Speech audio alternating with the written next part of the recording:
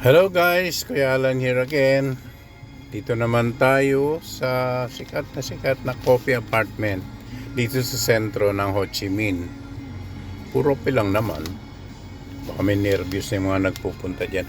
Anyway, dito kami sa Saigon Oy sa 5th floor. Medyo struggle lang pagpanik.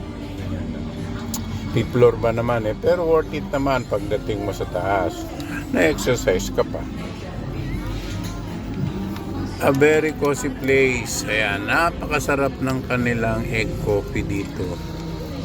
Sarap. Napakalinamnam. At ang kanilang banh mi, yung authentic talaga na sandwich ng Vietnam. Sarap, mabubusog ka talaga dahil punong-puno talaga siya ng palaman. Very cozy ang place, maliwalas, hindi siksikan ang mga upuan.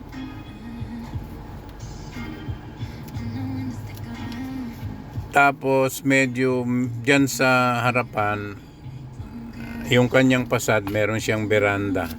Beranda na nakaharap sa plaza.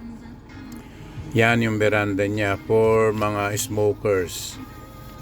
Pwede kang mag-smoke dyan. And then sa right side niyang beranda, nandyan ang kanilang City Hall. Kaya pag nandyan ka sa labas, napakaganda ng view. Ayan, inaantok na ata yung isa. Kakakape.